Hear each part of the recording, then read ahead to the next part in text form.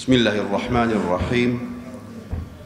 الحمد لله والصلاة والسلام على رسول الله سيدنا وحبيبنا محمد وعلى آله وصحبه ومن والاه. السلام عليكم ورحمة الله وبركاته. بەڕێزان و خۆشەویستان، زۆر خۆشحاڵم کە کردنەوەی خولی لەبەرکردنی سوورەتی مولک کۆتایی هاتوو. ولله الحمد. هەموو تەڵەبەکانی بەشداربووی خولی لەبەرکردنی سوورەتی مولک الحەمدولله سەرکەوتوو بوون بە نمرەی باشەوە.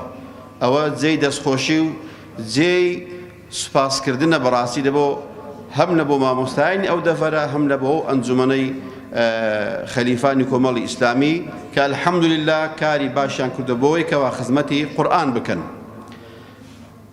حەز دەکەم ئەوە ڕابگەێنم کە بەشداریکردن لە بۆ نمرە نییە. واتە تەڵەبەیەک نەوەتی هێناوە، تەڵەبەیەک کە نەوەتویەکی هێناوە، ئەرێ بۆ ئی من نەوەتەیان ئیوی نەوەتویەکە، ئەرێ باشە بۆ ئیوی هەفتایان هەشتایە. ئەوەی کەوا گرینگە بەشداری کەوا جەنابەت لە خولێکی قورئانی بەشدار بووی. باوەڕ بکەن هەر شەقاوێک و هەر هەنگاوێک کە هاویشتوتانە بۆ ئەو خولە و بۆ هاتوچوویە، لەکن خوای ڕەب العالەمین گوناحێک ڕەش دەبێتەوە و خێرێکتان لە بۆ دەنووسێت. ئەوە مشارەکەکەیە. ئەوەی کەوا لە بۆمان دەبێتە شاهدی لە خزمەت خوای ڕەب العالەمین ئەوەیە کەوا ئێمە لە خزمەت قورئاندا بووین، چ ڕۆژ بێ، چ شەو بێ، چ خوێندن بێ، چ خوێندنەوە و لەبەرکردن بێ. بۆیە بەڕێزان کاتێکەوە ئینسانێک ئیشێک دەکا، سەرەتا داوای لێبوردن دەکا، پۆزش دێنێتەوە بەوەی کەوا کەم و کوڕیەکانم ببورن، داوای لێبوردن دەکا بەوەی کەوا نقوستانی و کەم و کوڕیەکانی چاپۆشی لێ بکرێ. بەڵام ئەو قورئانەی کەوا ئێمە لە خزمەتی داین، خوای ڕەب العالەمین دەفەرمێ ذلك الكتاب لا ريب فيه. ئاگادار بن ئەی ئیماندارینە، خەڵکانێک وا تێ نەگا کە ئەو قورئانە کەلامی غەیری خوایە والعیاذ بالله. فەرمودەی پێغەمبەری خوا بێ عەلەیهی السڵات وەسەلام، نەخێر هەمووی لە خواوەیە. خوای گەورە دەفەرمێ هیچ گومان و دوودڵێکی تێدا نییە. و زۆر کەسیشمان هەیە لە کاتی ئەنجامدانی پرۆژەیەک مەشروعێک داوای گرنتی دەکا، گرنتی نەجاحەت. ئایا ئەو کاڵایی کەوا دەیکڕیت تا چەند کاڵایەکی ئەسڵیە؟ ئایا ئەو کاڵایە بەکارهێنان دێ؟ بۆیە ئەو قورئانە هەموو ئەو گومان و شکانەی ڕەواندۆتەوە کە خوای ڕەب العالەمین دەفەرمێ إن هذا القرآن يهدي للتي هي أقوم. نەک ئەو قورئانە ڕێنماییت بکا بۆ ئەوەی کەوا شتێکی باش و چاک بکەیت، ڕێنماییت دەکا بۆ ئەوەی کەوا باشترین کار و چاکترین کار، دروستترین کار ئەنجام بدەیت. کەواتە ئەوە هەمووی گرنتیە بۆ ئینسانی ئیمانداری پابەند بوو بە قورئان و سونەتەوە کە سەرکەوتوو دنیا و قیامەتە. بۆیە بەڕێزان، ئەوەی کەوا باوەڕدارە خوای ڕەب العالەمین بەرزی دەکاتەوە. ئەوەی کەوا ئیمانی هەیە لەگەڵ هەموو مرۆڤەکان جیاوازە، بەڵام لە ناو باوەڕدارانیش ئەوەی کە زانایە و لە خزمەت قورئاندا بووە جیاوازترە، کە خوای ڕەب العالەمین دەفەرمێ يرفع الله الذين آمنوا منكم والذين أوتوا العلم درجات. ئەوەی کەوا باوەڕدارە خوای گەورە لە هەموو ئینسانیەت مرۆڤایەتی بەرزی دەکاتەوە. بەڵام ئەوەی کەوا زانایە، لەگەڵ ڕێز و حرمەتم بۆ هەموو زانست و هەموو زانایەکی، بەڵام ئەو زانستەی کەوا لە خزمەت قورئاندا نەبێ، زانستێکی کاتێ دێ و دەڕوا لەوانەیە ئەو کاتەی سوودی هەبێ، بەڵام بۆ دوایە نەبێ. قورئان وانە، قورئان بۆ قیامەتی شەر مەنفعەتی هەیە. وەکو شاعیر دەڵێ لو كان للعلم دون التقى شرف لكان الإبليس أشرف خلق الله. ئەگەر زانست و زانیاری و خوێندن و خوێندنەوەیەک و شەهادەیەک و پلەیەکی بەرزی خوێندەواری بەبێ تەقوا و بەبێ خواپەرستی هیچ سەنجی هەبوایە، دەبا ئەجەلەکم الله، دەبا شەیطان لە هەموو خەڵک گەورەتر بێ، کە وهاش نییە، کە خوای گەورە نەفرەتی لێ کردووە، لەعنەتی لێ کردووە. بەڵام کاتێک تۆ عالمی ئەگەر لە خزمەت قورئاندا بووی، کاتێک تۆ گەورەی ئەگەر هات و خزمەتی سنەتی پێغەمبەری خوات کرد صلی الله عليه وسلم. بۆیە یەکەم حکمی ئەو قورئانە بریتێ لەوەی کە دەفەرمێ اقرأ باسم ربك الذي خلق.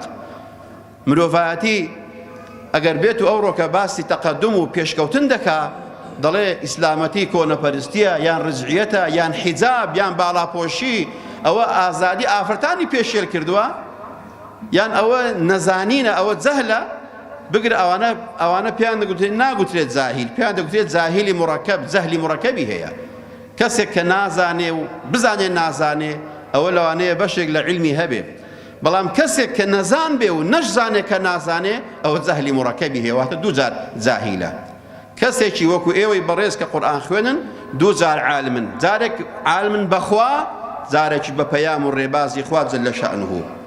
بۆیە بەڕێزەکەم تۆ وا تێ نەگەی خوا نەخواستەکەوە شەئن و بایەخ لە خزمەت خوای ڕەب العالەمین کەم بێ.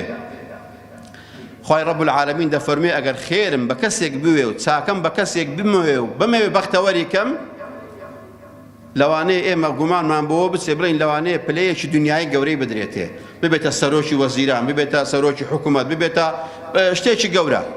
بەڵام خوای ڕەب العالەمین زیاد کردو لەو شتانە. دەفەرمێ پێغەمبەر دەفەرمێ صلی الله عليه وسلم من يريد الله به خيرا يفقهه في الدين.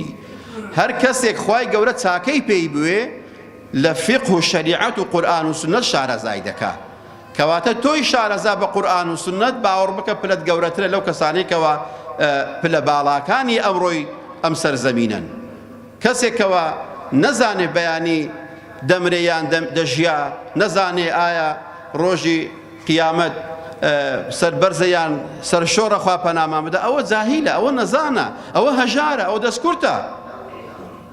بۆیە بەڕێزان حەز دەکەم ئەوەتان پێڕا بگەێنم، ئەگەر باوکە مناڵێکی ناردۆ بۆ ئەو خولە، یان ئەگەر دایکە کچێکی ناردۆ بۆ ئەو خولە، باوەڕ بکەن ئەگەر مانجێکیش بوو بێ و ئەگەر سی ئاەتیشیان لەبەر کردبێ، بەڵام باوەڕ بکەن شتێکی وایان کردووە نەبراوەیە بە دەلیلی فەرمودەی پێغەمبەری خوا صلی الله عليه وسلم کە دەفەرمێ ئیذا مات ابن آدم انقطع عمله إلا من ثلاث.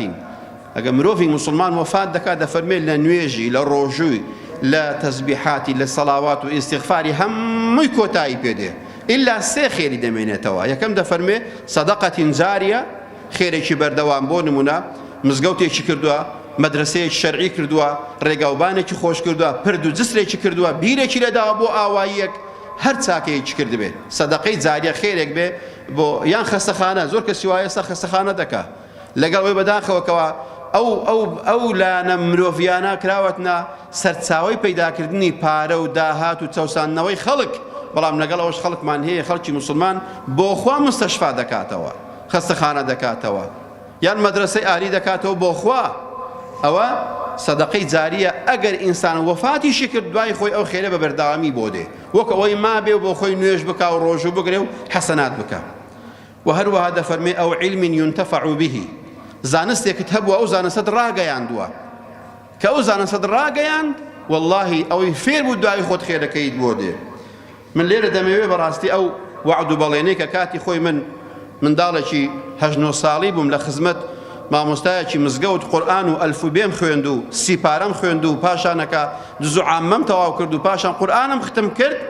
ئەلەو کاتیەوە لە محارەبەی حیزبی بەعسەوە کە هەر ڕۆژێک کە دەچوین بۆ خزمەت مامۆستا لە مزگەوتێ واللهی بەنهێنی دەڕۆیشتین، دەبا مختاری ئەو گەڕەکە ئاگای لێ نەبێ، دەبا بەشی ڕێخستنی حیزبی بەعسی ئەو کاتی ئاگای لێ نەبێ کە ئێمە دەچین دەرس دەخوێنین، لەبەر ئەوەی بانجیان دەکردین لێ پێچینەوەیان لەگەڵ دەکردین، بەڵام بەردەوام بووین و وعدیشمان بەخوا داوە کە لە خزمەت ئەو قورئانە بژێین و هەروەها لە خزمەتی بژمرین. ئەگەر ئەو دەرسەی کاتی خۆی من خوێندومە ئێستا ڕای نەگەیەنم خیانەتم لەو ئەمانەتە کردووە، وعدم داوە، بەڵام لێرە ئەوەش بە ئەو مامۆستا بەڕێزانەی ئەوڕۆ دەڕێم کەوا سوورەتی مولکیان لەبەر کرد و تەفسیر و واتاکەیان فێر بوون، دەبێت هەر کەسێک لە ماڵی خۆی و لە گوندی خۆی و لە شار و مەملەکەتی خۆی ببێتە مامۆستایەک، ببێتە محەتەیەک، ببێتە سەرچاوەیەک، کانیەک بۆ پاراوکردنی دەوروبەری خۆی. ئەگەر هەر خوشتێک لە دەوروبەری خۆی دوو خوشکان فێرە سوورەتی مولک بکە و تەفسیرەکان پێ بڵێ، باوەڕ بکە ئەوە سەدەقەی جاریە، دوای مردنەکەشت ئەو خێر و پاداشت لە بۆ دێ ئینشاءالله. بۆیە سێم دەفەرمێ ئەو وەلەدین صالح يدعو له، منداڵێک کە دوعا لە بۆ داکوبابی بکە بە بەردەوام خێری بۆ دەچێت، ئەو سێ خێرەت هەر بۆ دەمێنێ. ئەو منداڵێک کە ئێمە دەیانێرینە مزگەوت و خولی هاوینە و فێرکردنی قورئان و تەجوید و هەروەها لەبەرکردنی قورئان، واللهی دوای مردنیشمان خێر و بەرەکەتمان لە بۆ دێ. ئەو خەڵکانێکەوە منداڵەکانیان لەگە ڕێز و حرمەتم ئاشنای دنیا و دنیاداری کرد، ئاشنای دنیا و تەکنۆلۆژیای دنیا کرد، ئەو دایک و باوکو و عائیلە و خێزانێکەوە منداڵەکەی ئەمانەتی سۆشیال میدیا و ئەنتەرنێت و فەیسبوک و پۆبجی و ئەتاری کرد، والله ئەگەر ئەو ڕۆژ دەنجی نەیە لە ماڵەوە دانیشت بێ، والله لەوانەیە مشکلێ نەوێ، بەڵام بەیانی مشکلەی گەورە ڕوودەدا. کاتێکەوە جام پڕ بوو ئەنجا لێی دەڕژێتەوە، کاتێکەوە ئەو منداڵە تووشی نەخۆشی چاو بوو یان مێشک بوو یان تووشی ئەو نەخۆشیانەی کەەوە ئینسان توش دەبێ لە ئەنجامی ئەنتەرنێت و فەیسبوکەوە ئەو کاتی دەزانی.